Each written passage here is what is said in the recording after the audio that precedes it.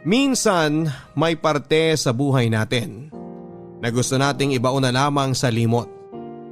Lalo na kapag hindi maganda ang dulot nito sa ating pakiramdam at alaala. Papadudot, itago nyo na lamang po ako sa pangalang Oscar. 37 years old na ako at nakatira dito sa Parañaque. Ayoko talagang magpakilala sa tunay kong pangalan dahil medyo sensitibo ang kwentong ibabahagi ko sa ngayon. Nasigurado akong kaiinisan ng ating mga kabarangay. Papadudod, sisimulan ko ang kwento ko sa relasyon namin ng asawa kong si Carol. Nagkakilala kami sa isang mall kung saan ay nagtatrabaho ako bilang isang sales promodizer. At siya naman ay napadaan para bumili ng school supplies na gagamitin niya para sa kanyang trabaho. Isa kasi siyang teacher, Papadudut.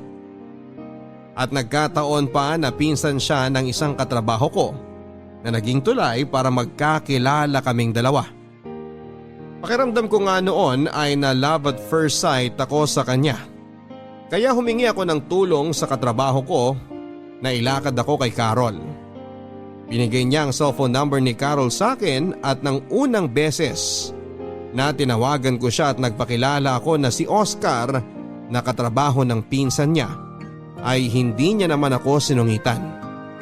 Nagkakwentuhan kami at nagkasundo na muling magkita hanggang sa maging close na nga kaming dalawa at tuluyan nang nagkaroon ng relasyon. Papadudot, 3 taon na kaming magkarelasyon ni Carol nang mag-apply ako ng trabaho sa abroad. Ayaw sana ni Carol dahil natatakot siya na baka hindi na siya balikan o kaya ay magkaroon ako ng ibang babae doon. Kaya para patunayan na mahal ko talaga siya at mapanatag na rin ang loob niya ay pinakasalan ko na siya, Papadudot. Nasa tamang edad naman kami at hindi natutol ang aming mga magulang. Kaya nagpakasal na kami at tumira muna kami sa isang apartment habang naghihintay ng alis ko. Natanggap din kasi ako kaagad sa ina-applyan ko na agency. At may kalahating taon pa kaming nagsama bilang mag-asawa ni Carol bago ako tuluyang umalis papunta ng Middle East para magtrabaho bilang isang sales merchandiser. Papadudot, mahirap at malungkot talaga ang magtrabaho sa abroad. Lalo na at malayo ako sa mga mahal ko sa buhay. Tapos wala pang 1 taong kaming nagsasama bilang mag-asawa ni Carol. Pero nagpakatatag ako dahil gusto ko talaga na mabigyan ng maayos na buhay ang asawa ko. Wala namang kaming naging problema ni Carol pagdating sa relasyon namin dahil consistent ang communication namin sa isa't isa. Kaya nang dumire-diretso ang renewal ng kontrata ko sa abroad ay hindi na nga namin namalayan na halos 10 taon na pala akong nagtatrabaho sa Middle East. Doon na ako nag-decide na umuwi ng Pilipinas dahil may sapat na rin naman kaming ipon ng asawa ko. Gusto ko na rin kasi na magsimula kami ni Carol na bumuo ng totoong pamilya.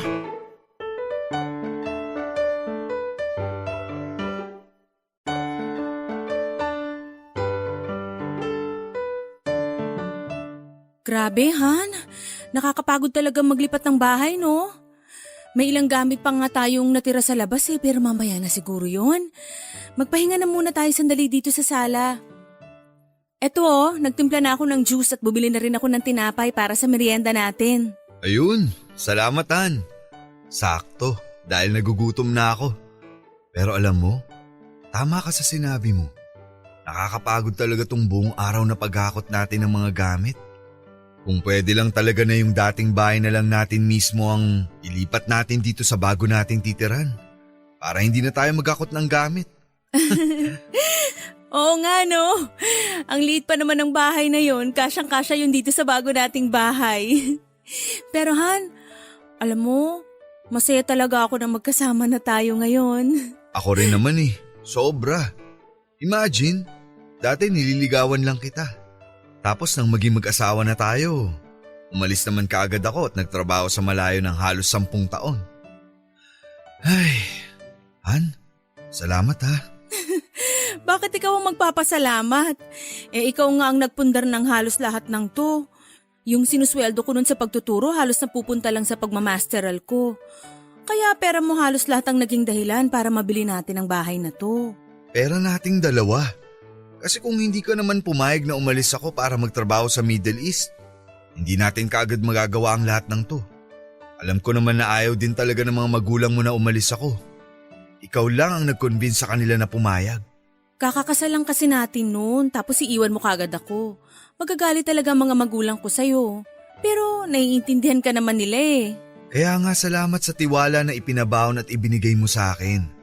Lalo na sa mga plano ko na para sa ating dalawa. Tiwala na kahit kailan hindi mo sinira. Hindi kaya biro yung magkalayo tayo sa isa't isa sa napakahabang panahon. At hindi na ulit mangyayari yun. Hindi na ulit kita iiwanan. Talaga? Oo. Hindi na ako babalik sa Middle East. Sigurado ka? Pero anong gagawin mo dito sa Pilipinas? Alam ko namang hindi ka sanay na walang trabaho. May natira pang pera sa naipon natin, di ba? Oo, meron pa. Medyo malaki pa nga yun eh. Sinadya ko yun para sa van na bibilin ko. Plano ko na mag-drive ng van para sa mga bakasyonista. Para kahit paano, kumikita pa rin ako. Oo nga no. Ang galing talaga ng plano mo, Han. Pero hindi pa yun tapos. Dahil may gusto pa akong trabahuin ngayon. Ha? May iba ka pang plano? Ano pa yon?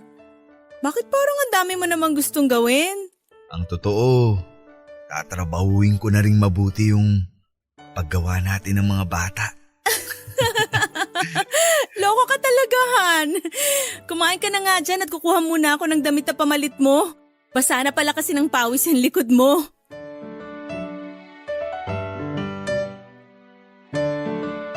Papadudot gamit nga ang naipon namin ni Carol ay nakabili kami ng isang row house na ngayon ay tinitirhan naming mag-asawa. At isang van na gagamitin ko sa trabaho. Si Carol naman ay nagpatuloy sa kanyang pagtuturo. Papadudot pakiramdam ko noon ay wala na akong mahihiling pa dahil maayos na talaga ang buhay namin ng asawa ko. Pero habang tumatagal ang pagsasama namin, ay doon ko naramdaman na parang may kulang pa. At saka ko lang na-realize na iba pa rin talaga ang bahay kapag may kasamang bata. Alam ko na mas magiging masaya kaming mag-asawa kung bibiyayaan kami ng isang anak. Pero papadudot hindi naman kami nagmamadali ni Carol.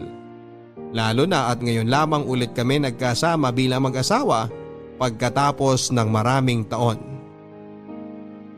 Isa pa ay pareho naman kaming nagpa-check up noon at ang sabi ng doktor ay walang may diferensya sa aming dalawa. Perfect timing lang daw ang kailangan at makakabuo din kami ng anak ng asawa ko. Papadudot mag-iisang taon na kami ni Carol sa tinitirhan namin nang makilala namin ang bagong lipat sa katabing bahay namin. Ang mag-live-in partner na sina Jack at Bella. Mabait din silang dalawa at nagdala pa nga ng pagkain si Bella sa bahay para makipagkilala sa amin ni Carol. Makwento si Bella at totoong maganda, Papadudot. Maputi ang kutis niya, bilugan ang kanyang mga mata. Mahaba ang buhok at balingkinita ng kanyang pangangatawan. Malaki nga ang pagkakahawig niya sa napakagandang kapuso star na si Kim Domingo. At sa ilang minuto nilang pagkukwentuhan ng asawa ko sa tapat ng bahay habang naglilinis ako ng sasakyan, ay narinig ko na magtatatlong taon na silang magkarelasyon ni Jack at nangungupahan lang sila sa katabing bahay namin. Isa daw medical representative si Jack at siya naman ay kakaresign lamang sa trabaho bilang dental assistant. At bago nga siya umalis ng bahay namin, Papadudot, ay nginitian niya ako. Ngiti na hindi ko alam kung bakit pero may kakaibang dating sa akin.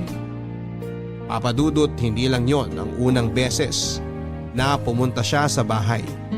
Dahil nga sa makwento talaga si Bella, ay unti-unti na nga silang naging close ng asawa ko.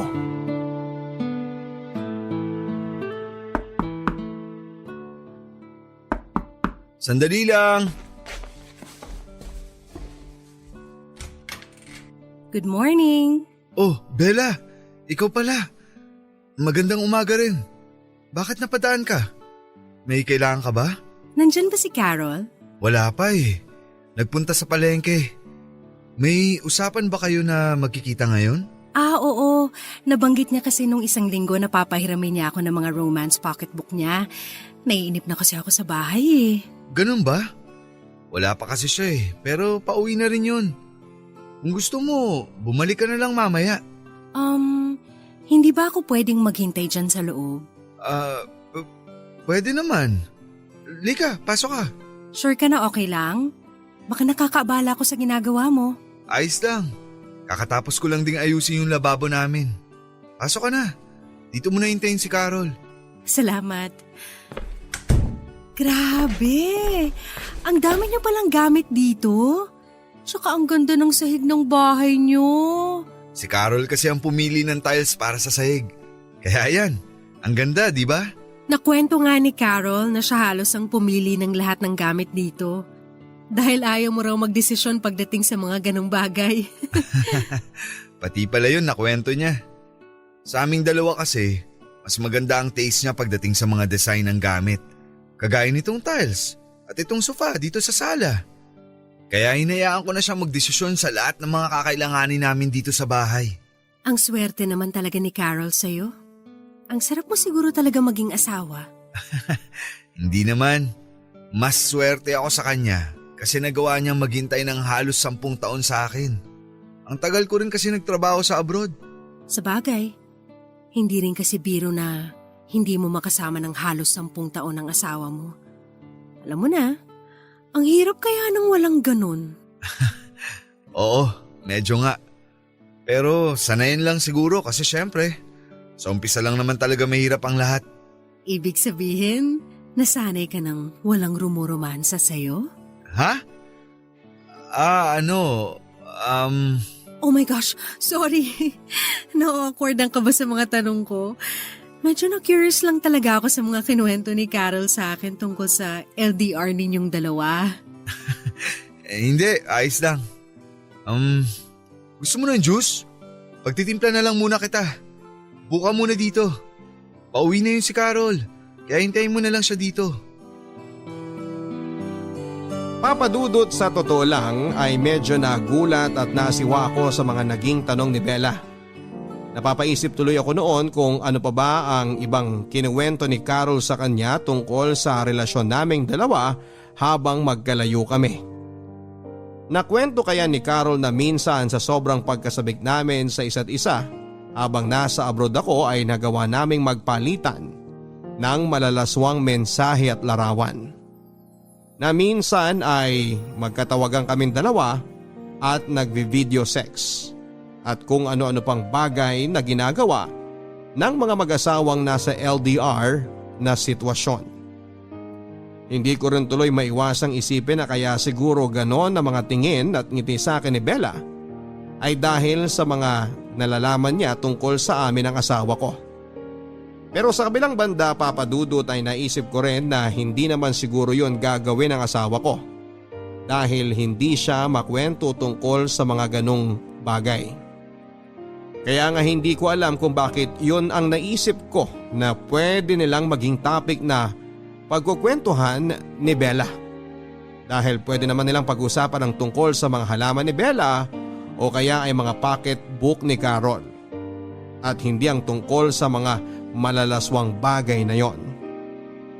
Papadudot, nang makauwi na si Carol mula sa pamamalengke at maabutan niya si Bella sa bahay, ay hindi rin kaagad umalis si Bella kahit nakuha na niya ang mga pocketbook na kailangan niya. Pinagstay pa kasi siya ni Carol at sinabing sumabay na sa amin sa tanghalian. Hindi ko tuloy alam kung maaasiwa ba ako o mai-excite. Ang nakakatawa, Papadudot, ay natanong ko ang sarili ko kung bakit naman ako mai-excite kung makakasabay namin si Bella sa tanghalian. Oo, maganda siya at sobrang sexy ng katawan.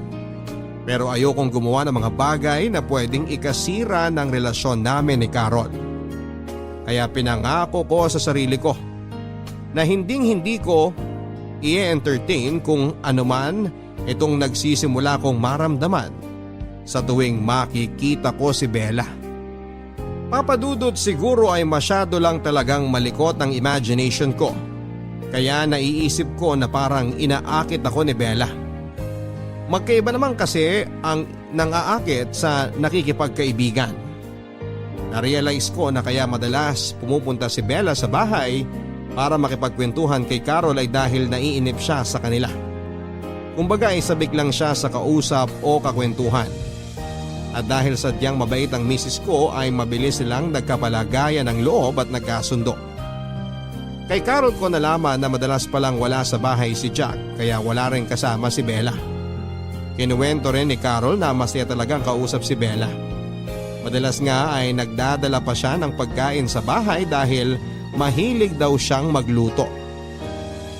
Kapag kasi na-assign sa malayong ospital si Jack, ay ilang araw din itong hindi nakakauwi. Kaya kesa raw masayang ang mga pagkain ni Bella sa ref, ay iluluto na lang daw nila yon at ipinamimigay sa kung sino ang pwede nilang pagbigyan. Papadudot pagkalipas ng ilang buwan ay mas naging close sina Carol at si Bella. Kahit paano ay natutuwa na rin ako kasi may nakakausap na rin si Carol bukod sa akin. Hindi rin kasi mahilig lumabas ng bahay ang misis ko at makipagkwentuhan sa mga kapitbahay. Mabuti na lang at may isang Bella kami na kapitbahay na dumadayo sa amin para magtanggal din ng inip niya. At least alam ko na hindi nauubos ang oras ni Carol sa stress sa trabaho. Kaya habang tumatagal, nagiging kampante na rin ang loob ko kay Bella.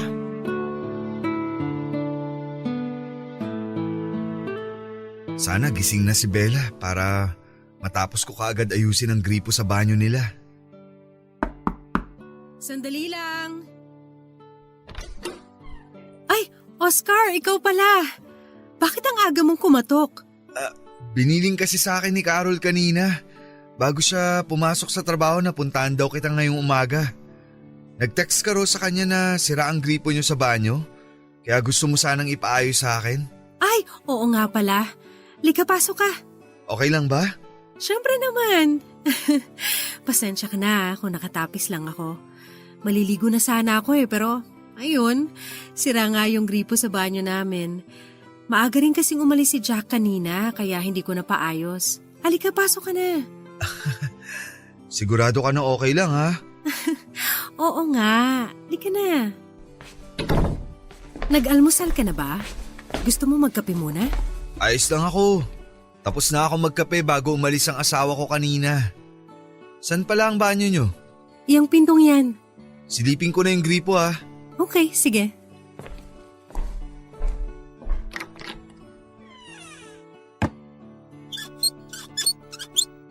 Wala ngang lumalabas na tubig. Pero mukha namang walang naputol. Baka may bumara lang.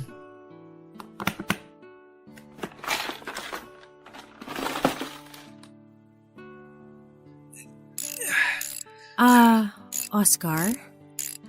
Pasensya na pala kayo kagabi ha. Para saan? Wala ba kayong kahit anong narinig? Kagabi lang kasi ulit nakauwi dito si Jack.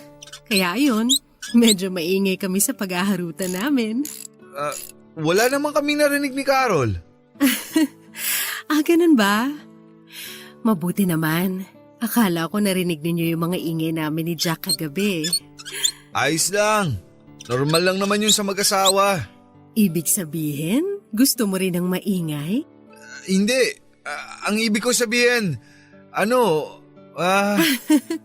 Joke lang. Si Jack kasi madalas wala talagang pakialam sa mga kapitbahay namin. Ayos lang sa kanya kahit naririnig o nakikita ng ibang tao ang mga ginagawa namin. Ang weird, no? May ganung tao talaga. O yan, ayos na tong gripo nyo. Ayan! Makakaligo na rin ako. Salamat, Oscar. Oo nga pala, kainin mo na muna tong brownies na ginawa ko kanina. Dapat almusal to ni Jack kaya lang ang aga niyang umalis. Hindi na. Alis na rin ako para makaligo ka na. Okay lang yun. Pwede naman akong maligo habang kumakain ka dito. Pakisara mo na lang ang pinto kapag lalabas ka na. O sige, papasok na ako dito sa banyo.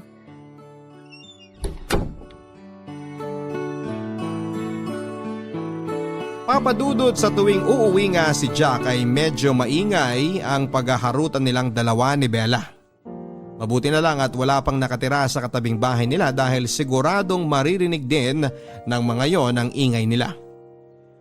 Yung mga ingay na nagsisimula sa tawanan, kilitian hanggang sa nauuwi na sa mga ungol. Hindi na nga namin napigilan ni Carol ang mapagkwentuhan ng tungkol sa bagay na yon. Pero syempre dahil mag-asawa kami, iniisip namin na normal na rin yon.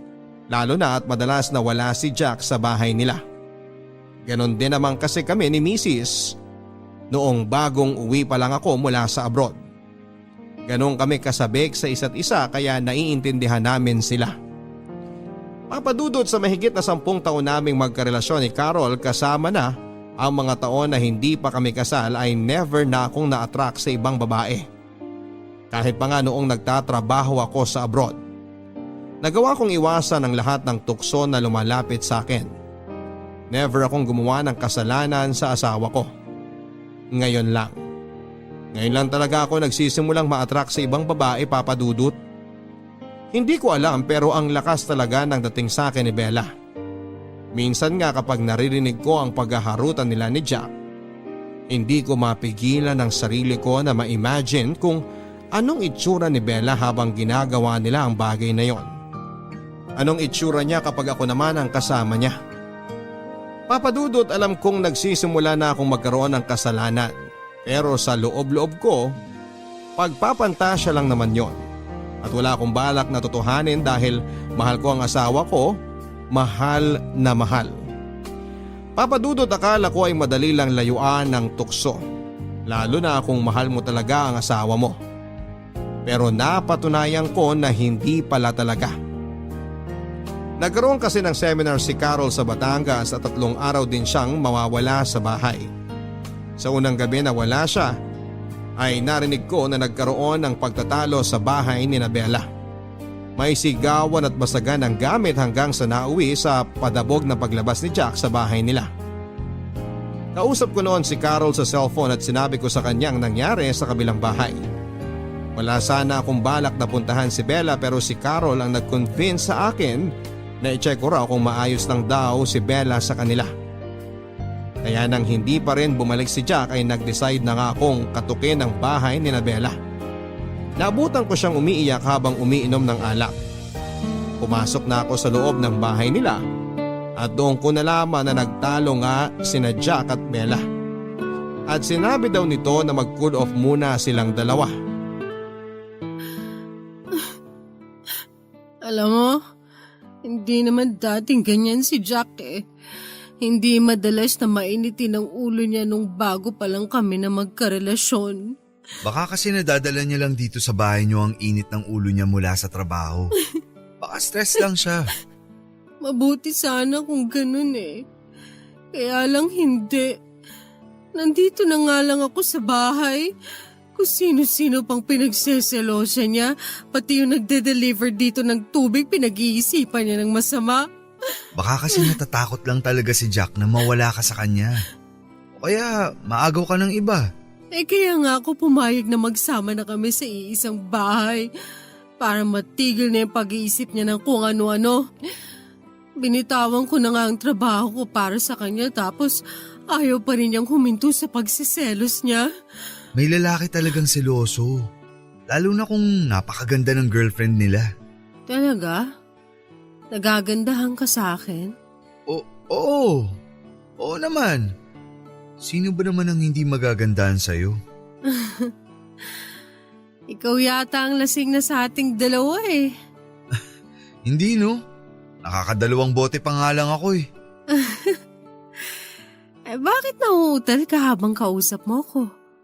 Tapos namumula pa yung pisngi mo at hindi ka rin makatingin ng diretso sa akin. Ano? Hindi naman ako nauutal ah. Ayan ka na naman. Nauutal ka na naman, Oscar.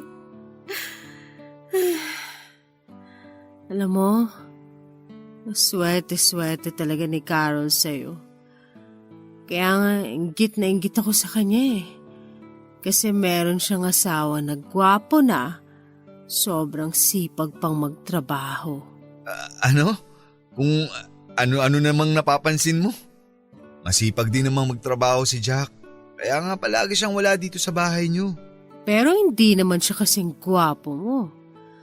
At wala siyang kasing lakas ng sex appeal mo. Oscar, pwede bang humingi ng favor? Ano yun? Pwede bang hiramin kita kahit isang gabi lang mula sa asawa mo? Alam mo Bella, lasing ka na. Kung ano-ano na yung sinasabi mo. Mabuti pa siguro umuwi na lang. Bella, bakit mo ako inalikan? Oscar, isang gabi lang oh. Pagbigyan mo na ako.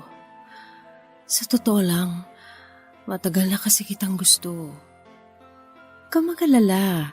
Sigurado kung hindi uuwi si Jack, kaya solong-solo natin ang bahay na to. Bella, wag! Alam mo namang may asawa na ako, di ba? Wala naman siya dyan sa bahay niyo eh. Tigilan mo na nga ang paghalik sa akin. Teka, huwag mo ko hawakan dyan. Ano ka ba? Oscar, ngayong gabi lang, promise. Pero Bella... Hinding-hindi malalaman ng asawa mo o kahit na sino mangyayari sa ating dalawa. At sisiguruduhin ko rin na hinding-hindi mo makakalimutan ang gabi na to.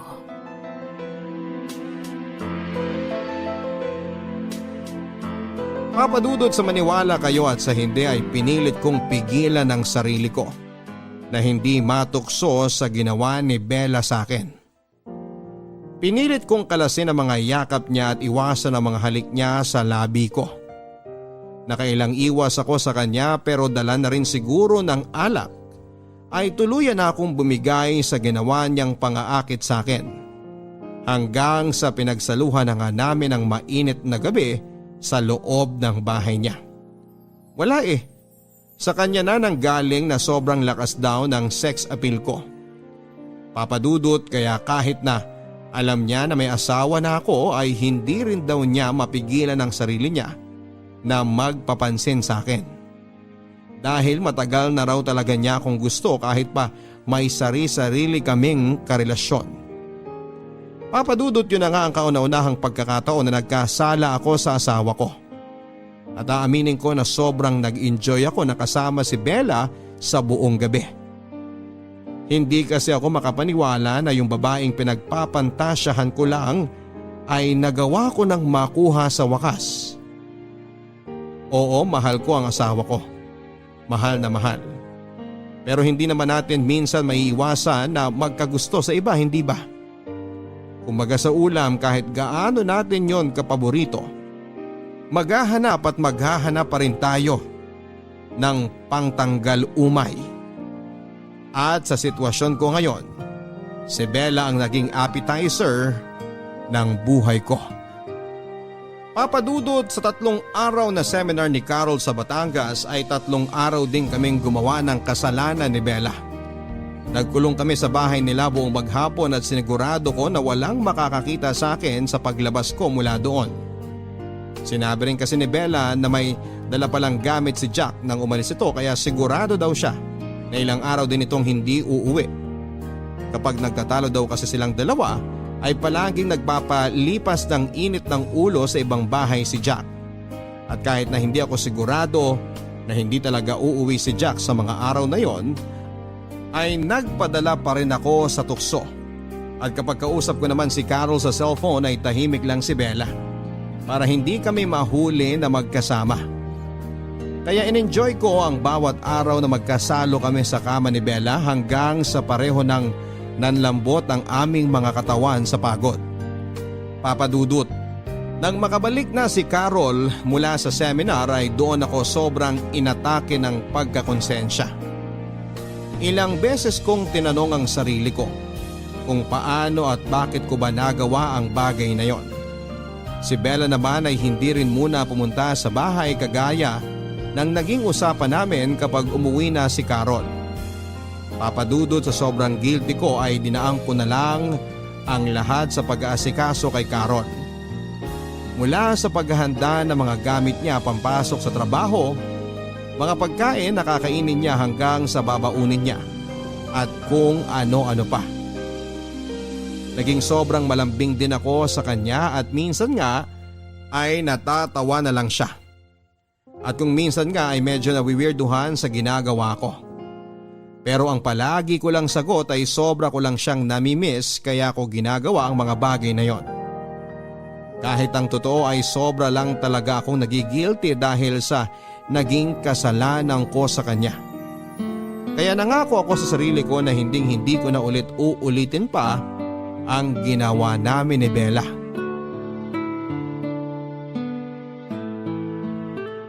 Han, eto yung baon mo para sa lunch mamaya.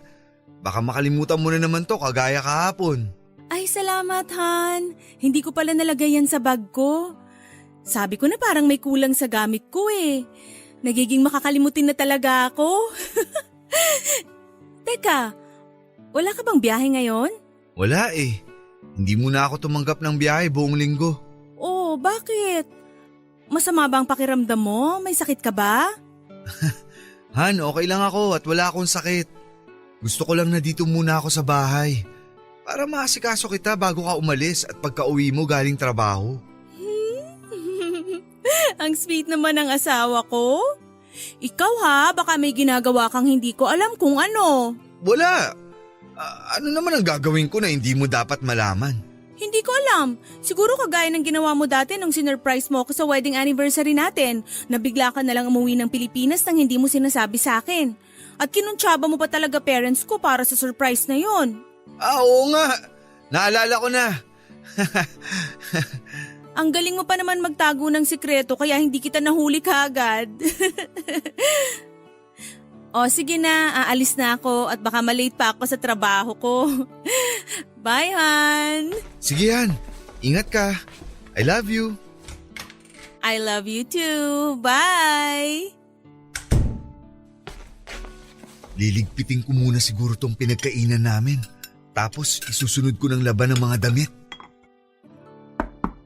Oh, may nakalimutan pa bang gamit si Carol? Parang wala namang naiwan dito sa lamesa.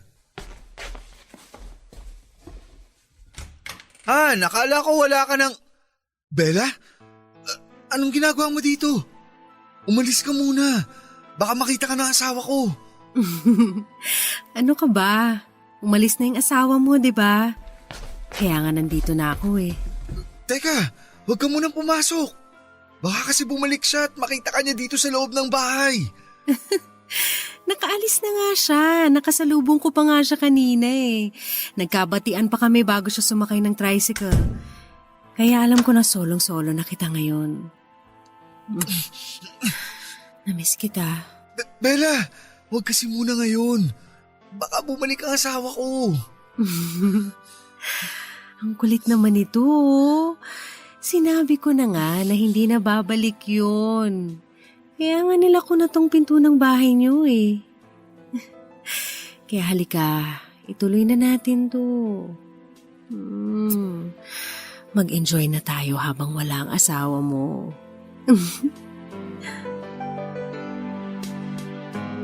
Papadudot akala ko kapag kasama ko na si Carol ay madali ko nang maiiwasan ng tukso pero hindi pala. Dahil nang umagang yon ay bumigay na naman ako. Nagpadala na naman ako sa tukso at naging marupok ako, Papadudot. Muli na naman naming pinagsaluhan ni Bella ang masarap na nakaw na sandali sa loob pa mismo ng bahay namin ni Carol. Buong maghapon kaming gumawa ng kasalanan. At bago siya lumabas ay sinigurado ko na walang ibang tao na pwedeng makakita sa kanya. Papadudot, oo, inaamin ko na nag-enjoy talaga ako sa ginawa naming yon ni Bella. Pero takot na takot ako na malaman ito lahat ni Carol. Ayoko magtalo kami at mawala sa akin ang asawa ko. Hindi ko alam kung kakayanin ko kapag nangyari yon. Pero nasundan pa nang nasundan ang mga nangyari sa amin ni Bella kapag wala ang asawa ko sa bahay. Minsan nga kahit nasa bahay pa si Carol ay magkukunwaring magdadala lang ng pagkain si Bella. pero pasimple na siyang humahalik sa akin kapag hindi nakatingin si Carol. Papadudot na hinto ang ginagawa naming mga nakaw na sandali ni Bella nang umuwi na si Jack sa kanila.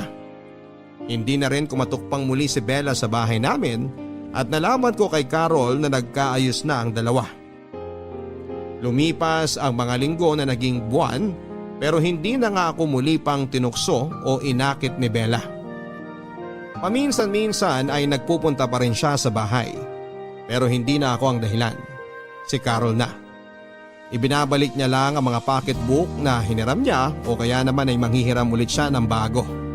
Nagpapansinan pa rin kaming dalawa, Papadudot, pero hanggang tanguan at ngitian na lang. Mas okay na yon kesa mamroblema pa ako. Oo, namimiss ko mga nakaw na sandali naming dalawa. Pero dahil appetizer ko lang naman siya, ay alam ko sa sarili ko na mabilis ko siyang makakalimutan. Isang gabi, Papadudot, ay nagising kami ni Carol sa mga sigawan mula sa kabilang bahay. Mga sigawan ni Bella at Jack, kasunod ay ang ingay ng pagkasira ng mga gamit na para bang hinahagis. May 10 minuto lang yon na nangyari bago muling tumahimik ang kabilang bahay. Kagaya ng dati ay ayoko na sanang pumunta doon at makialam, pero si Carol ang nag-convince sa akin na i-check ko raw ang kapitbahay namin.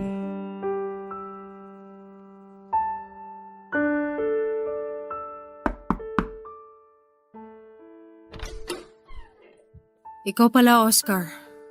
Anong ginagawa mo dito? Narinig kasi namin ni Carol na nagsisigawan kayo ni Jack kanina. Nakarinig din kami ng mga nasira at nabasag na gamit.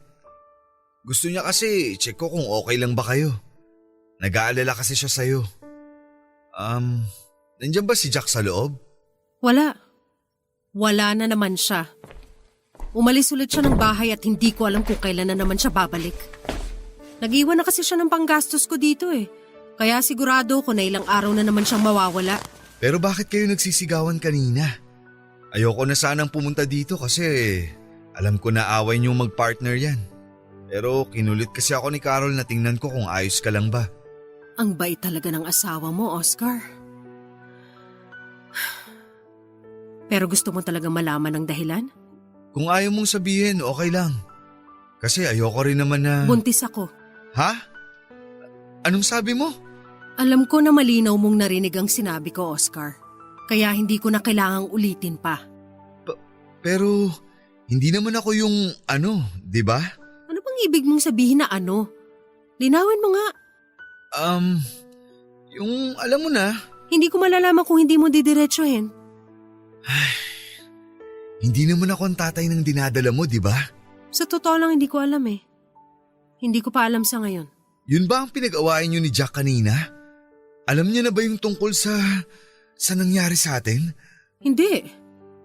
Wala akong sinabi na kahit na ano sa kanya tungkol sa atin. Ayoko kasi na mas lalong guluhin ang sitwasyon.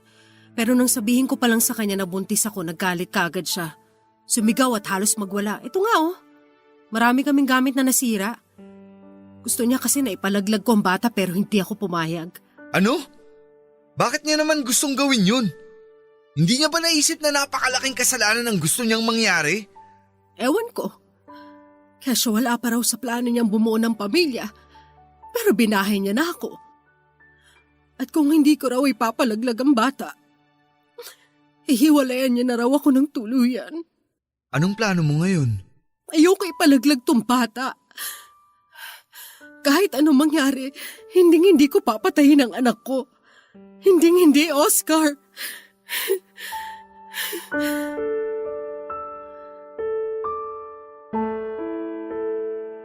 Papadudot, pagkatapos naming mag-usap ni Bella ay naging sobrang magulo rin ang isipan ko. Pero syempre hindi ko yon pinakita sa asawa ko. Nang tanungin niya ako kung ano raw ba ang nangyari sa bahay ni Bella, ay sinabi ko sa kanya na away mag-asawa lang ang dahilan ng kanilang mga sigawan. Wala akong binanggit sa gustong mangyari ni Jack o sa ipinagbubuntis ni Bella. Papadudot, may bahagi ng sarili ko na kinakabahan. Kahit na hindi sinabi ng diretsyo ni Bella, ay alam ko na malaki ang posibilidad na ako ang tatay ng batang ipinagbubuntis niya. Mahigit 3 buwan na rin kasi ang nakakalipas mula ng huling beses na may mangyari sa aming dalawa. At yon ang mas ikinababahala ko. Ngayon pa lang Papa Dudut ay hindi ko na alam kung ano ba ang dapat kong gawin kung sakaling magkatotoo ang hinala ko. Paano nga kung nabuntis ko si Bella? Dapat ko bang ipaalam sa asawa ko? Pero anong magiging plano ni Bella kapag napatunayan niya na ako ang tatay ng baby niya? Ipapaako niya kaya sa akin ang bata? Handa naman ako sa responsibilidad Papa Dudut pero hindi ako handa na iwanan ng asawa ko kapag nagkataon. Ayokong mawala sa akin si Carol. Kaya Papa Dudut hindi ko pa man nakukumpirma ang katotohanan. Natatakot na ako kaagad na kamuhian ako ng asawa ko. Papa Dudut, ilang araw pa ang lumipas pero hindi ko napansin na umuwi si Jack sa bahay nila. Si Bella naman ay hindi na rin pumupunta sa bahay namin kahit para makipagkwentuhan lang kay Carol. Hindi ko tuloy maiwasan ang mag-alala sa kanya dahil palaging sarado ang bahay nila. Ayoko naman na ako ang kumatok doon para kumustahin siya dahil pilit ko na ngang inilalayo ang sarili ko mula sa kanya. Gusto ko na kasing kalimutan talaga kung ano man ang namagitan sa aming dalawa. Ang sabi naman ni Carol Papa Dudut ay nagkaka-text naman daw sila ni Bella at ayos lang daw ito. Pinag-iisipan na rin daw nito na umuwi ng probinsya. Ako naman ang napaisip Papa Dudut kung sakali na anak ko nga ang dinadala ni Bella tapos ay uuwi siya ng probinsya nila. May chance pa kaya na makita at makilala ko ang anak ko. Papa Dudut, ayoko sanang isipin ang possibility na anak ko talaga ang dinadala ni Bella. Pero hindi ko mapigilan ang sarili ko. Yun din kasi ang matagal na naming gusto ni Carol, ang magkaroon ng sariling anak. Pero hindi ko naman na-imagine na darating ako sa point na sa ibang babae pa pala ako magkakaanak.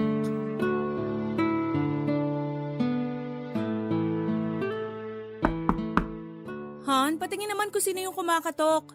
Tinatapos ko lang tong niluluto ko. Sige yan, ako nang bahala. Oh Bella, kumusta ka?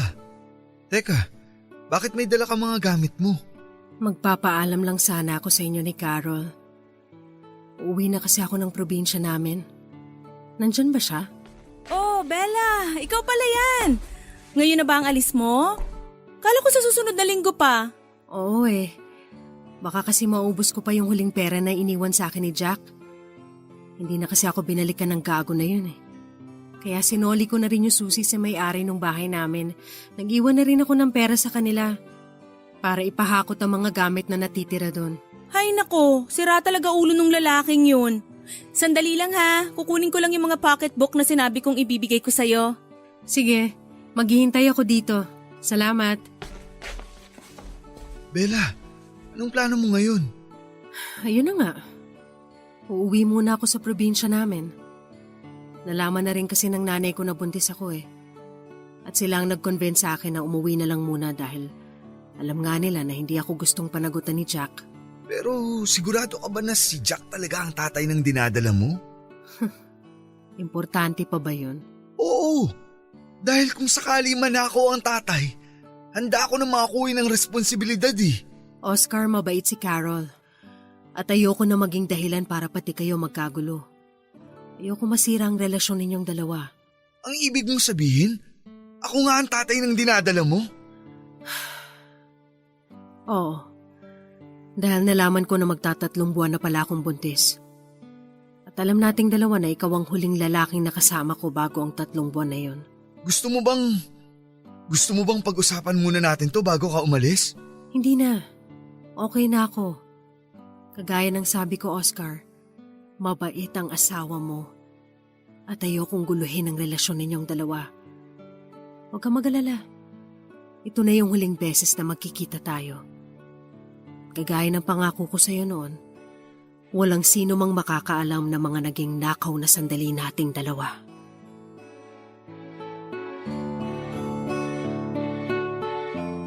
Papa Dudut, gustong gusto ko nang pigilan si Bella sa pag-alis niya at pag-uwi ng probinsya. Gusto ko rin sanang kunin ang address niya pero pinigilan ko na lang ang sarili ko. Lalo na nang bumalik na si Carol para iabot kay Bella ang mga pabaon nitong pocketbook.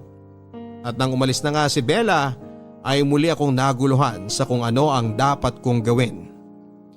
Dapat ko na nga bang talagang kalimutan si Bella at ang magiging anak ko sa kanya? O dapat ko nang panagutan ang naging bunga ng nakaw na sandali naming dalawa? Pero paano naman si Carol? Ayoko magalit sa akin ang asawa ko. Ayokong mawala siya sa akin. At sigurado ako na hinding-hindi niya ako mapapatawad kapag nalaman niya ang katotohanan. Papadudot kahit gulo pa rin ang isip ko at nararamdaman ko ay hindi ko yon pinahalata kay Carol.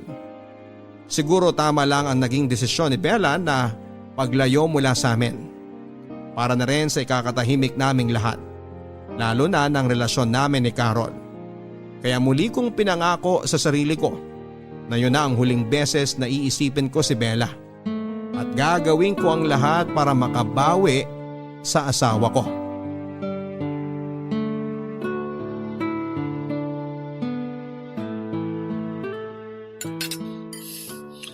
Han, ang sarap talaga nitong tinola mo ah. Siyempre, kasi paborito mo yan, di ba? Ang sabi mo pa nga kahit yan pa ang araw-araw na ulam natin, ayos lang sa'yo. Oo Han, lalo na kapag ikaw ang nagluto. Talaga ba? Talaga? Kahit kailan hindi ka na umay sa tinola o sa kahit anong niluto ko? Hindi no, ang sarap-sarap mo kaya magluto kaya hindi ako magsasawa. Okay. Sabi mo eh. Hay. Buntis pala si Bella? Kanino mo naman narinig yan? Sa inyong dalawa. Sa pag-uusap nyo kanina. Oscar, may gusto ka bang sabihin sa akin ngayon? Wala naman. Wala naman akong tinatago na kahit na ano sa'yo. Ano bang gusto mong marinig mula sa akin?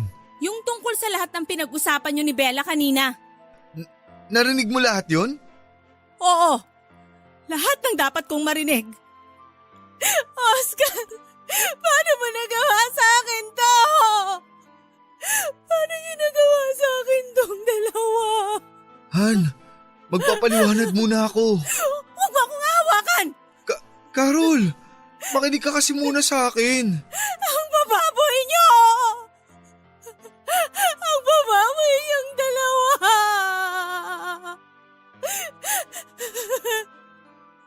Alam mo mabuti na nga lang at napigilan ko ang sarili ko kanina habang kausap ko si Bella. Mabuti na lang naawa ako sa kanya at sa batang dinadala niya kaya hindi ko siya kinaladkad. Ang higpit pa nga ng yakap ko sa kanya eh. Ang tamis pa ng ngiti ko sa kanya. Kahit na ang totoo, gustong-gusto ko na kayong saksakin pareho! Carol, sorry talaga. Hindi ko naman ginusto to. Hindi ko sinasadya na magkasala sa'yo. Natukso lang ako. Gago ka pala talaga eh! Natukso ka pa sa ibang babae kahit magkasama tayo sa isang bahay! Paano ka ba niya tinukso? Nagumot ba siya dyan sa labas ng bahay natin? Ginagawa ba niya sa'yo yung mga bagay na ayaw kong gawin dahil hindi ko kaya? Saan ba ako nagkulang?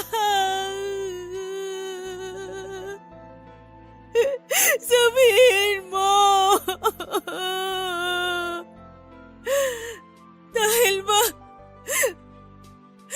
Dahil ba hindi tayo makabuo ng anak hanggang ngayon? Hindi. Hindi dahil doon. Wala kang kasalanan. Wala kang naging kahit na anong pagkukulang. Naging mahina lang talaga ako. Siguro hindi lang ito ang unang beses na ginawa mo to, no? Aminin mo nga sa akin. Nakailang babae ka sa abroad.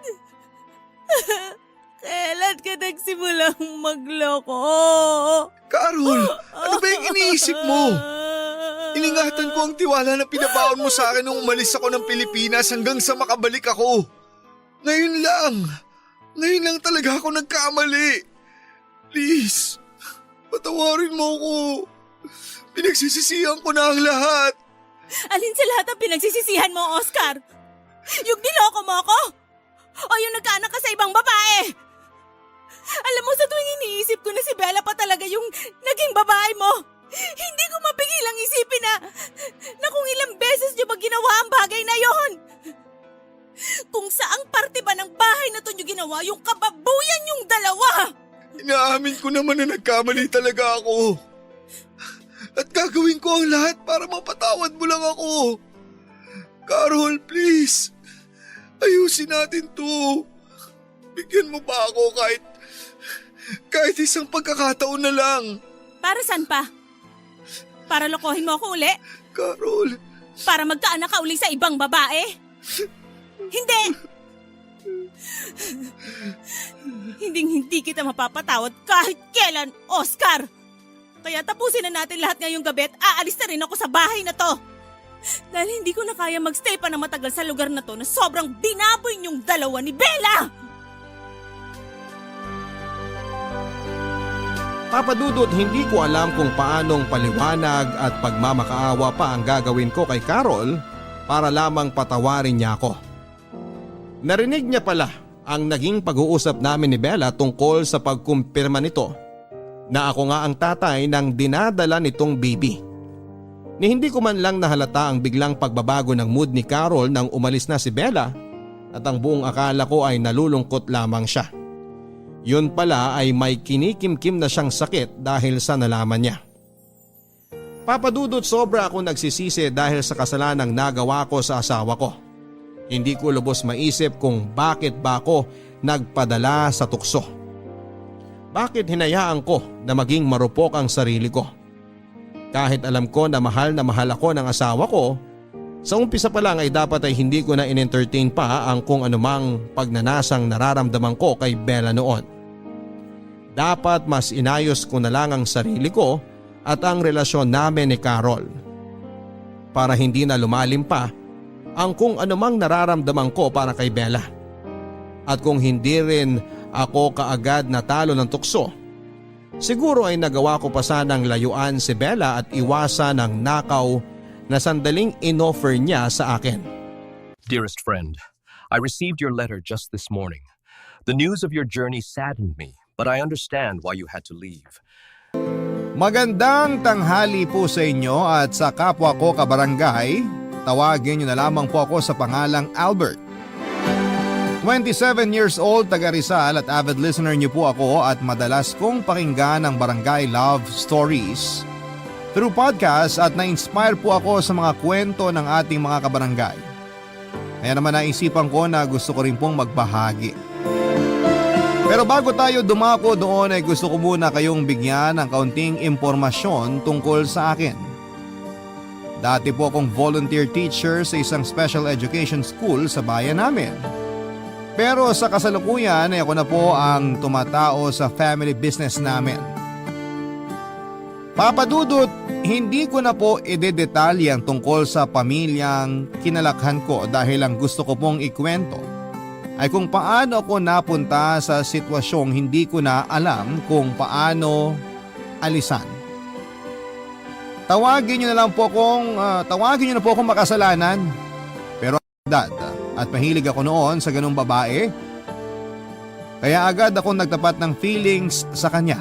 Kaso hanggang sa pagkakaibigan lang ang tingin niya sa akin.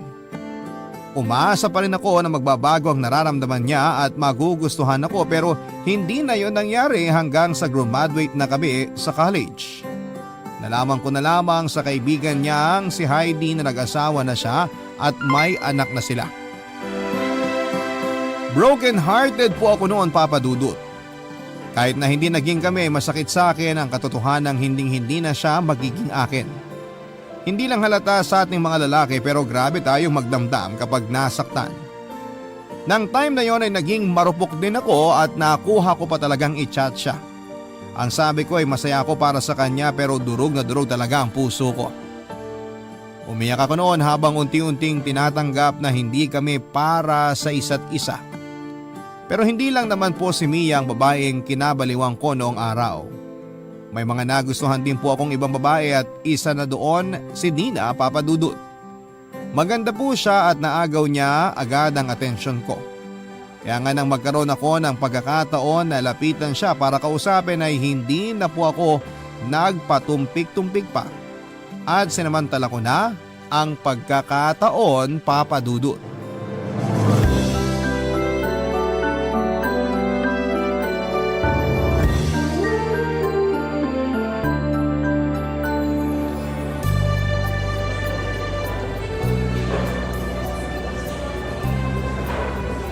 Hi, miss. Pwede ba kitang tabihan? May kasama ka ba o… Wala. Sige, pwede kang umupo. Ako nga pala si Albert. Ikaw, anong pangalan mo? Dina. Bagay na bagay sa'yo. Kasing ganda mo. Wow ha. Ngayon lang tayo nagkita pero bumabanat ka na ng ganyan. Hindi yun banat. Nagsasabi lang ako ng totoo. Maganda ka talaga. At kahit sinong lalaki sa paligid mo mapapalingon talaga sa'yo. Sandali. May boyfriend ka na ba? Mamaya may lumapit dito tapos suntukin na lang ako bigla ah. Sira. Walang lalapit kasi wala akong boyfriend. Sa ganda mong yan, maniwala ako sa'yo. Kung ayaw mong maniwala, di wag mo. Ikaw ba? Baka may jowa ka na ha? Alam mo, sakto kasi wala akong girlfriend. Seryoso? Wala ka bang nililigawan o kahit crush man lang? Meron akong niligawan pero binasted lang ako eh. Saklap naman. Oo, hindi na yata ako magkaka-girlfriend. Ewan ko ba? Ginawa ko naman lahat. Huwag kang magsalita ng ganyan. Baka hindi lang talaga kayo para sa isa't isa. Alam mo, may nabasa ako. Sabi doon, kapag hindi kayo nagkatuluyan ng taong gusto mo, ibig sabihin may ibang nakalaan para sa'yo. Kaya dapat hindi ka manghinayang. Feeling ko, nakita ko na yung tao na gusto ko. At katabi ko na siya ngayon, Dina. Dahan-dahan lang. Bigla-bigla ka kasi nagsasabi ng kung ano-ano dyan eh. Wala akong sinasabing kung ano-ano. Totoo yun. Alam mo, ilang araw na rin akong tsumitsyempo kung paano ka makakausap ng tayong dalawa lang. Swerte ko ngayong araw na solo kita. Hanga rin ako sa'yo kasi ang tapang mo. Yung ibang lalaki dyan, malamang natorpe na. Sila yun. Ibahin mo ako. Kapag may nagugustuhan akong babae, hindi ko na pinatatagal. Sinasabi ko na kaagad. Kung ganon, gusto mo ko. Seryoso ka talaga dyan? Walang halong keme yan ha? Tung mukhang to, nagbibiro. Pero maniwala ka. Gusto talaga kita. Hindi kita pipiliting magustuhan ako pero sana bigyan mo ako ng chance na makilala natin ang isa't isa. Sabi mo single ka. Single rin ako. Walang magagalit. Ano kasi Albert. Hindi mo kailangan mag-decide ngayon. Bukas, magkita tayo rito. Tapos sabihin mo sa akin ang sagot mo.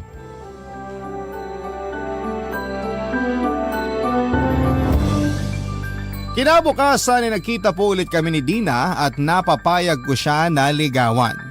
Hindi nga nagtagal, Papa Dudut, ay naging kami po at ako na siguro ang pinakamasayang lalaki sa balat ng lupa.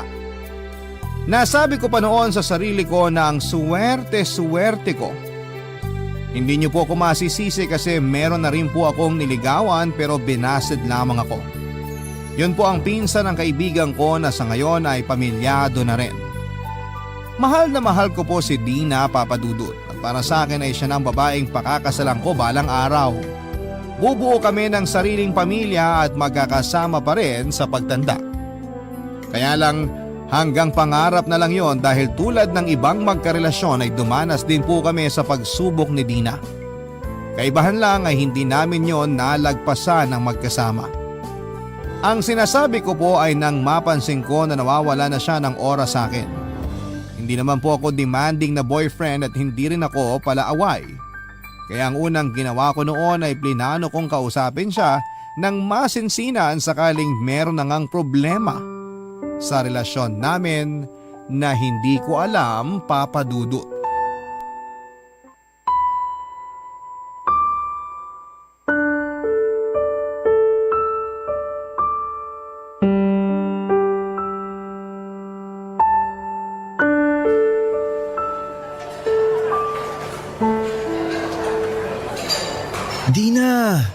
Ba't kanino pa ako hindi kinakausap? Galit ka ba sa akin? Anong hindi ako magagalit sa'yo? Ang kulit-kulit mo. Ngayon na nga lang tayo nagkita tapos inaaway mo pa ako. Pwede ba? Huwag kang magpaawa dyan hindi bagay sa'yo. Ay, ano ba kasing problema natin? Bakit iritang-irita ka na niyaya kita makipag-date ngayon? Mukhang napilitan ka lang yata na sumama eh. Hindi ba obvious? Sinabi ko naman kasi sa'yo na busy ako. Tsaka may ibang lakad ako, Albert. Pag ikaw may pupuntahan, pinapakialaman ba kita? Ano ba kasi yung lakad na yun? Bakit mas gusto mo pang puntahan yun kesa sa date natin? Ngayon na lang tayo lumabas, Dina. Huwag kang ang OA. Lagi tayo nagkikita sa school. Iba yun. Ang arte-arte naman. Para kang bata kung umasta. Ay, ang gusto ko lang naman magkaroon ng oras ng relasyon natin. Napapansin ko kasi na wala ka ng panahon sa akin eh. Lagi kang busy. Ano ba kasi pinagkakaabalahan mo? School-related matters yon, Albert. Hindi mo ako kailangan tingnan ng ganyan na para bang may kasalanan ako sa'yo. Teka nga sandali. Ako ang dapat na galit sa atin, di ba? Huwag mo ibalik sa akin ang sisi. Di kita sinisisi, Dina. Feeling ko kasi hindi na ako mahalaga sa'yo. Feeling ko hindi mo na ako mahal kaya… Kulang sa nutrisyon ng utak mo kaya kung ano-ano na ang iniisip mo, Albert. Masisisi mo ba ako? Ganun yung pinaparamdam mo sa akin? Tsaka, sandali nga. Sino ba yung chat ng chat sa'yo? Akin na nga yung phone mo. Patingin ako! Ano ba? Huwag kang ang praning. Wala lang tono. Anong wala? Kung makapag-chat sa'yo sunod-sunod. Hindi niya ba alam na kasama mo ako at nagde-date tayo? Kung hindi, ako nang magsasabi sa kanya. Akin na yung phone mo! Ewan ko sa'yo, Albert. Kapag hindi ka umayos, iiwanan talaga kita dito. Pinagtitinginan na tayo ng mga tao, oh. Di ka ba nahihiya? Sorry. Hindi ko naman sinasadya. Frustrated lang ako. Kaya di ako makapag-isip ng tama. Wala ka naman kasing dapat isipin dahil magkasama na tayo. Okay, I'm sorry kung nagalit ako sa'yo. Pero pwede bang kalimutan na lang natin na nangyari? Mag-focus na lang tayo sa date natin ngayon, okay?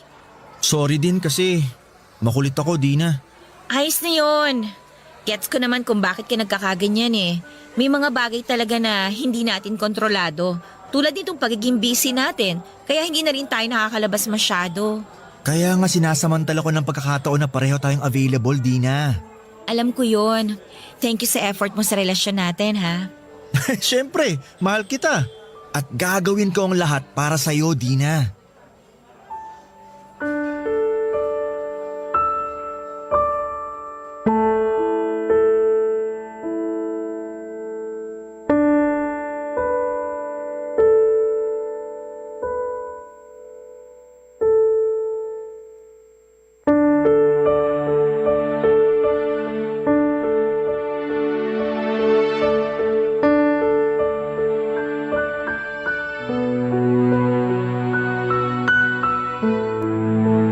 Papadudot, hindi po ako kumbinsido sa sinasabi ni Dina na hindi tungkol sa ibang bagay ang dahilan kung bakit lagi siyang busy pero wala akong nagawa noon dahil ayaw kong mauwi sa matinding pagtatalo ang usapan namin, Papadudot.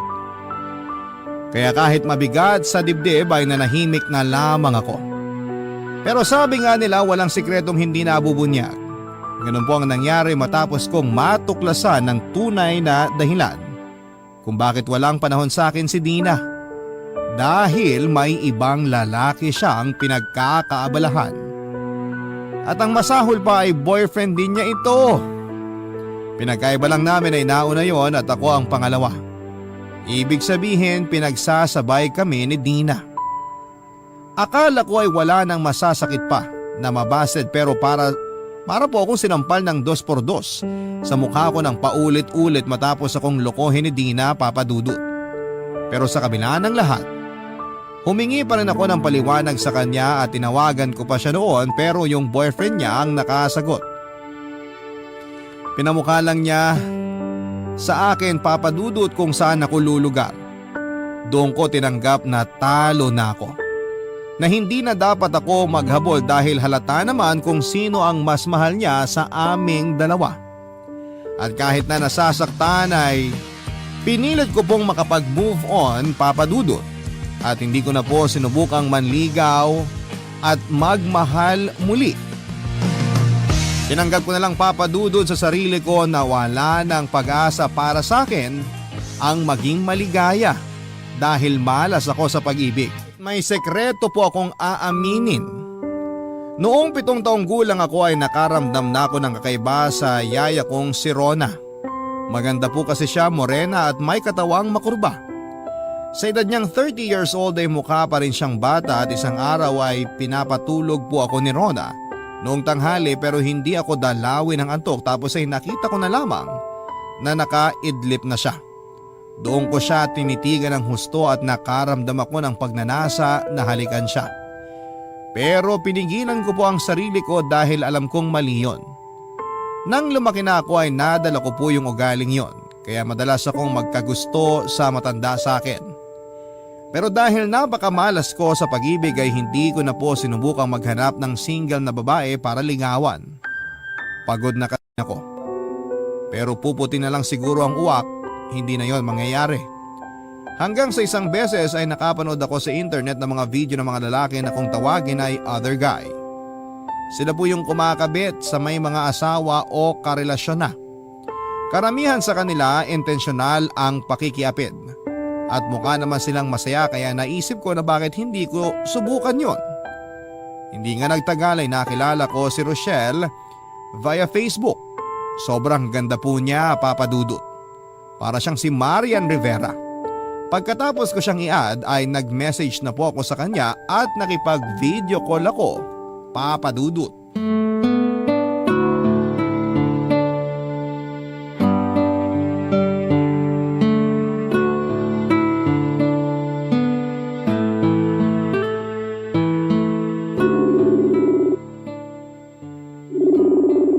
Online naman siya pero bakit kaya di niya sinasagot?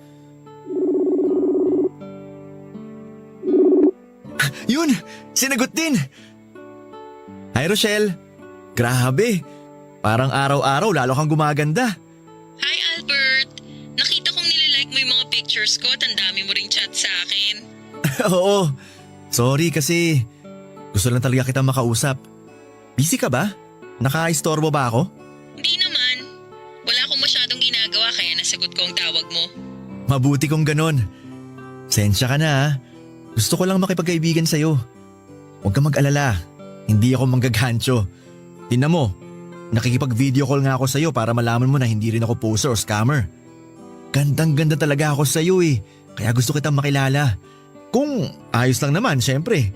Ano kasi, Albert? May asawa at anak na ako. Alam ko yun kasi nakikita ko rin ang mga picture nyo. Pero chinat mo pa rin ako at kinukulit? Oo. Nabighani mo kasi ako, Rochelle. Sana bigyan mo ako ng chance na makilala ka. Wala namang kaso kahit pamilyado ka na eh. Hindi naman nila malalaman. Kaso Albert… Nararamdaman ko gusto mo rin ako. Kasi kung hindi, sana binilak mo na ako. Wala naman akong dahilan para hindi ka magustuhan. Mukha ka namang mabait. Tapos magaling ka ring magpatawa. Kapag binabasa ko ang mga banat at jokes mo, napapangiti ako at natatawa. Nawawala yung stress at pagod ko. Pero ang lalo kong hinangaan sa'yo, yung pagiging matyaga mo.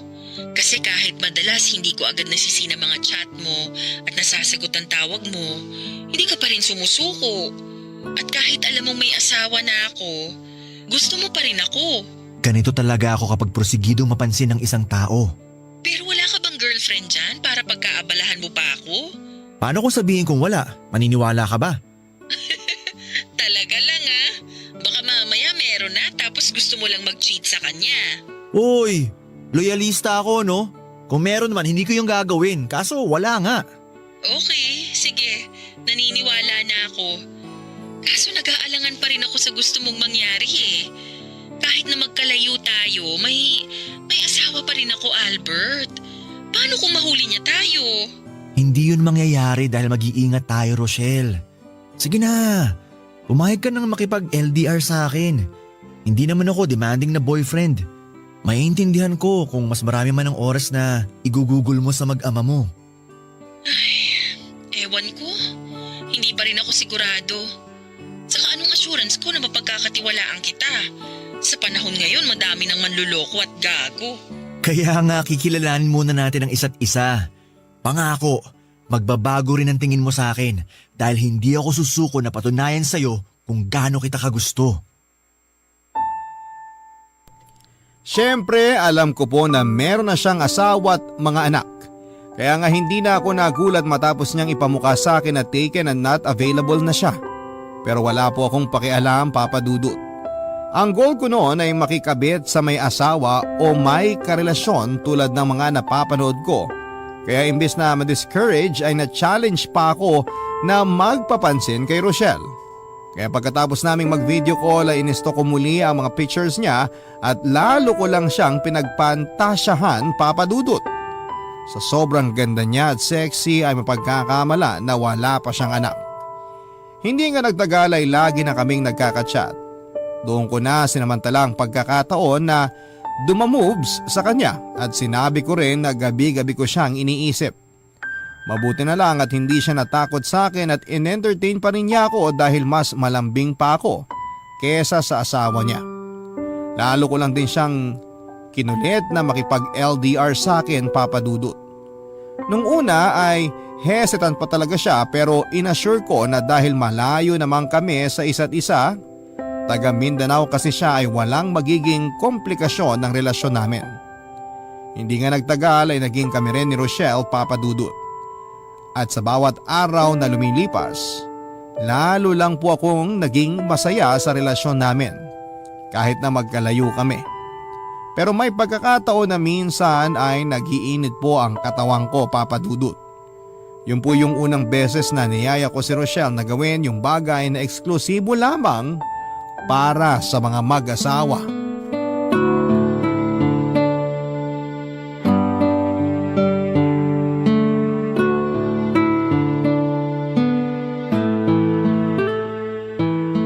Albert, bakit kanina ka pa tawag ng tawag? Namimiss kasi kita, Shell. Pero kasama ko ang mister ko kanina. Paano na lang kung magduda siya dahil tingin ako ng tingin sa phone ko? Hindi ka ba nakikinig? Miss na nga kita. Maghapon na kayo magkasama ng asawa mo. Ako naman ang pansinin mo. Hindi mo kailangan magalit dahil narinig ko ang sinabi mo. Saka bakit parang ang demanding mo yata ngayon? Akala ko ba ayos lang sa'yo at naiintindihan mo ang sitwasyon natin? Ipapaalala ko lang sa'yo yung sinabi mo noon, Albert, ha? Baka kasi nakakalimutan mo. Sabi mo, okay sa'yo tong setup natin. O bakit ka gumaganyan ngayon? Ay, pasensya ka na, Shell. Hindi ko lang napigilan ang sarili ko. Siguro nagsiselos lang ako sa mister mo kasi nakakasama ka niya. Alam ko naman ang sitwasyon natin. Pero minsan naiisip ko, sana ako na lang nasa posisyon niya. Ano ba yung sinasabi mo? Bakit bigla ka nalang nagkaganyan? May nangyari ba dyan sa inyo? Wala naman. Malungkot lang ako ngayon tapos naalala kita. Kung nandyan lang ako, mamasahihin kita para nare-relax ka. Kung di mo na itatanong, magaling yatang trumabaho tong mga kamay ko. Talaga? Nako, sana talaga nandito ka, Shell. Pero pwede mo naman akong pasayahin kahit na nandyan ka. Ano? Naisip ko lang, since may relasyon naman tayo. Nasisiraan ka na ba, Albert? Ayoko! Bakit? Di ba napag-usapan naman natin yun? Sabi mo willing kang subukan, mapaligaya mo lang ako. Shell, please. Atin-atin lang naman to, wala makakaalam. Kasama ko ang asawa ko dito sa bahay. Ano na lang ang sasabihin nun pag nalaman niyang… basta! Eh di pumunta ka sa CR. O di kaya, hinaan mo lang boses mo. Sige na, pumayag ka na. Promise, magugustuhan mo rin pagkatapos natin. Albert naman! Please, kahit ngayon lang. Pero hindi ko alam kung paano gawin yun. Wala akong experience sa ganun. Huwag kang mag-alala. Basta sundin mo lang ipapagawa ko. Magtiwala ka sa akin. Ano, pumapayag ka na ba? O sige, pero mamaya na lang kapag tulog na ang asawa at anak ko. Salamat, Shell! O sige na, ibababa ko na muna. Hinahanap na ako ng asawa ko. Puntahan ko lang dun, baka magduda na yon. Okay, pero sa akin ka mamaya ah. Pagkatapos po namin gawin ang bagay na yon ni Rochelle ay sobrang saya po ng kalooban ko, Papa Dudut. Sa katunayan, ang sarap ng tulog ko ng gabing yon. At pakiramdam ko ay para akong sanggol na hinihele sa duyan. Alam ko na mali, marumi at makasalanan ang ginawa naming yon. Pero hindi ko na po inisip ang sasabihin ng iba dahil satisfied po ako sa nangyari sa amin. Hanggang sa ang isang beses na yon ay nasundan pa nga ng isa pang beses, Papa Dudut. Daig ko pang nasa cloud 9 dahil sa sobrang ligaya. Kahit na sa phone lang namin yon ginagawa. Kasama na rin kasi doon yung thrill na baka mahuli kami ng asawa niya. Papa Dudut, hindi po ako nag-aral at lumaki para maging salot sa relasyon at makasina ng pamilya. Pero habang tumatanda po ako ay nagbabago po ang tingin ko sa mundo. Siguro ay dala na rin ang pinagdaanan ko noong araw. Mga kabiguan sa pag-ibig, niloko at pinagmukhang tanga. Madalas ay tuksuhin na malapit nang lumagpas sa kalendaryo ang edad pero wala pa rin girlfriend. Kaya ako naging mapusok. Matino pa naman ako mag-isip pero madali po akong madala sa damdamin kaya ang resulta ay paulit-ulit ko pong nakikita ang sarili ko na nasa pakikiapid. Para sa akin ay wala naman itong pinagkaiba sa normal na magkarelasyon. Pero hindi lang talaga tanggap sa lipunan natin na pwede tayong magmahal ng higit pa sa isa, Papa Dudut. Kabarangay, i-share mo ang iyong barangay love stories. Sabay-sabay nating pakinggan ang iyong kwento ng pag-ibig, buhay at pag-asa. Ipadala lang sa barangaylovestories@yahoo.com. Suntok sa buwan na magkaroon ng happy ending ang relasyon namin ni Rochelle. Pero umaasa pa rin ako na siya na yung babaeng tinadhana sa akin ng langit na makakasama ko sa habang buhay. Wala po akong pakialam kahit pamilyado na siya. Kung maghihiwalay sila ng asawa niya ay sisiguraduhin kong hindi sila mapapariwara ng anak niya dahil handa akong tumayong padre di pamilya nila.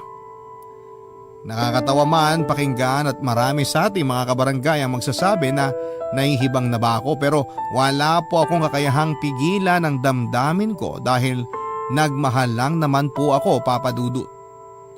Nagpatuloy ang relasyon namin ni Rochelle pero hindi nagtagal ay nangyari ang kinakatakutan ko. Napansin ko na lamang po kasi na may kakaiba sa pakikitungo niya sa akin.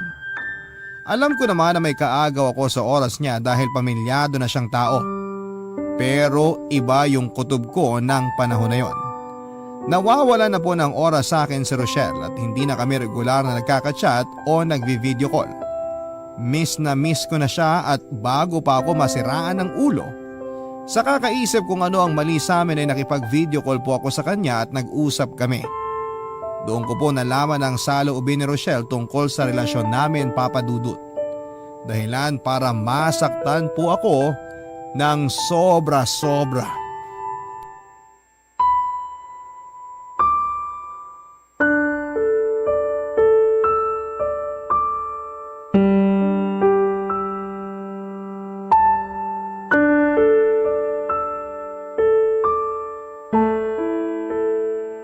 Shell, bakit ilang araw mo nang hindi sinasagot ang call ko? Sinisin mo lang din ang mga chat ko. Albert, magkasama kami ng asawa ko. Naliligo lang siya ngayon. Wala akong pakialam. Lagi na lang kayong magkasama. Paano naman ako, Rochelle? Teka, bakit bihis na bihis ka yata? Saan ang punta mo? Aalis kami ng asawa at anak ko. Kakain kami sa labas. Magse-celebrate dahil anniversary din namin. Please lang, Albert, huwag kang manggulo. At ako pa talaga ang panggulo sa pamilya mo? Wow! Shell, baka nakakalimutan mo. May responsibilidad ka sa akin dahil boyfriend mo ako. Ano bang sinasabi mo? Baka ikaw ang nakakalimot sa ating dalawa kung ano lang at hanggang saan lang ang meron tayo. Saka huwag ka nga umasa na parang pagmamayari mo ko, Albert.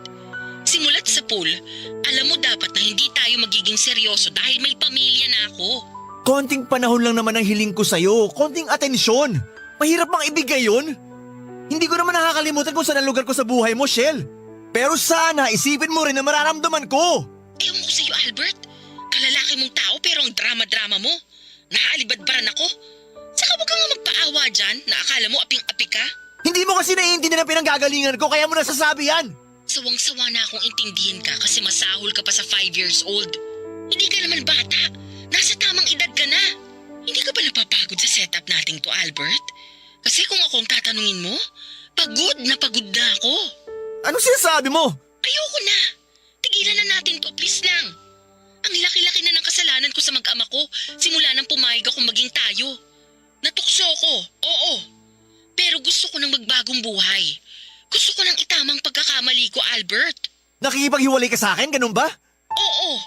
Huwag mo na akong kukontakin dahil ayokong malaman ng asawa ko na may iba akong kinakausap na lalaki. Ayokong maghinala siya at ayokong masira ang pamilya namin. Hindi naman sila naghihinala kaya bakit kailangan mong tapusin ang meron tayo? Mahal kita, Rochelle! I'm sorry pero buo na ang desisyon ko.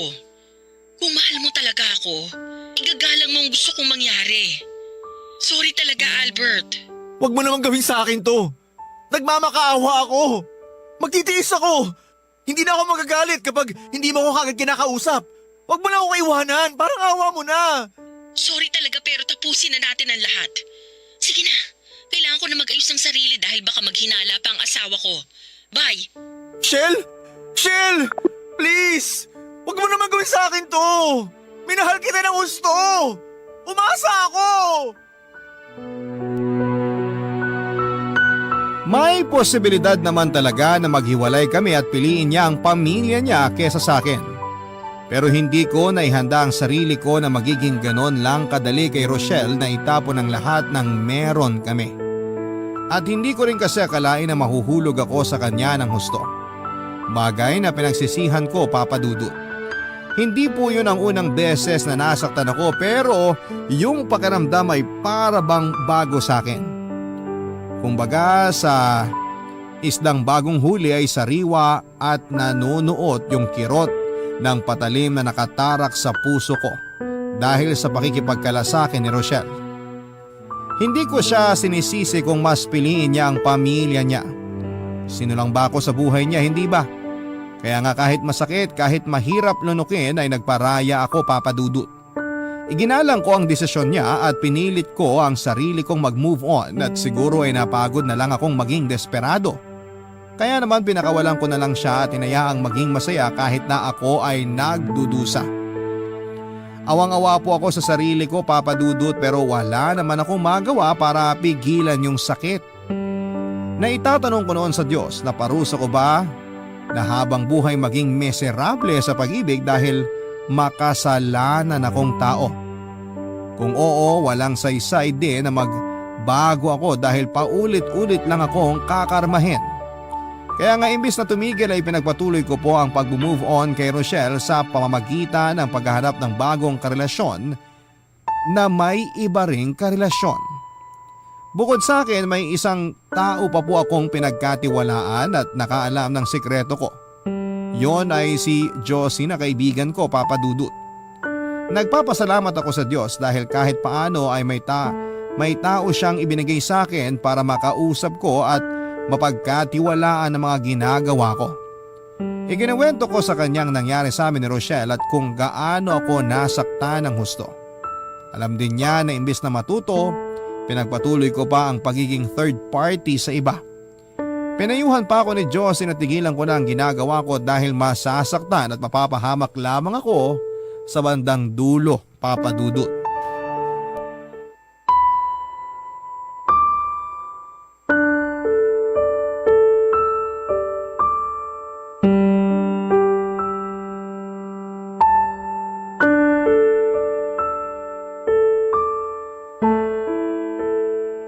Alam mo na pwede ka na namang masaktan ng husto sa dulo pero ginagawa mo pa rin. Ewan ko ba naman sa'yo, Albert? Kailan ka ba matututo? Hindi ko alam kung kailan, Josie. O kung matututo pa ba ako tulad ng sinasabi mo. Kung malalaman lang ng ibang tao tong pinaggagawa mo, sigurado madidisappoint sila sa'yo. Aware ka na masama makipagrelasyon sa taken na pero ginagawa mo pa rin. Hindi ka ba nakukonsensya dahil nakakasira ka ng pagsasama? Bakit ako makukonsensya? Yung mga babaeng pumapayag na makipagrelasyon sa akin. Bakit? Sila ba na konsensya habang iniiputin nila mga boyfriend nila? Hindi ganun ang punto ko. Oo, nakakainis yun at unfair sa mga karelasyon nila na tapat at mahal na mahal sila. Pero hindi lang sila ang may kasalanan. Kasama ka rin. na ikukwento mo sa akin kung paano mo sila i-pursue. Kaya napapapayag mo silang makipagrelasyon sa'yo. Sa'yo pa lang may mali na talaga kasi ba't kailangan mong gawin yun? Hindi ka ba pwedeng humanap ng single o walang sabi tapos yun ang ligawan mo? Ginawa ko na yun dati pero nasaktan lang ako. At sa pagiging third party mo, hindi ka ba nasasaktan? Sa nangyari pa lang sa inyo ni Rochelle, mukhang mas malala pa yung pagiging broken-hearted mo kaysa nung niloko ka at naghiwalay kayo ni Dina. Kailan ka ba matututo? Niloko ka o manloko ka, pareho ka pa rin masasaktan sa dulo. Ay, anong gusto mong gawin ko? Sige nga. Kahit pala saan ako lumugar, wala rin. Masasaktan din ako, Josie. Pakiramdam ko tuloy para akong patapong basura. O kaya parang bola na pinagpapasapasahan. Gusto ko lang naman magmahal at mahalin. Lahat tayo gustong maranasan na umibig at ibigin. At hindi natin kontrolado kung anong klaseng tao ang darating sa buhay natin, kung mabuti ba siya o masama. Pero kahit nagaano pa kapangit ang maging karanasan natin sa pag-ibig, wag natin tong i-apply sa sarili natin. Kung niloko ka, wag ka maging instrumento para makapanloko. Kung ginamit ka, wag mong ibalik sa ibang masamang bagay na naranasan mo. Albert, kaibigan kita. At bilang kaibigan mo, gusto kong mapabuti ka. Alam ko hindi habang buhay nasa ganitong setup ka. Napangangatawanan mo na talaga ang pagiging third party hanggang pagtanda mo. Nalulungkot ako dahil ayaw kitang mapahamak. Gusto ko maging masaya ka. Please, magbago ka na.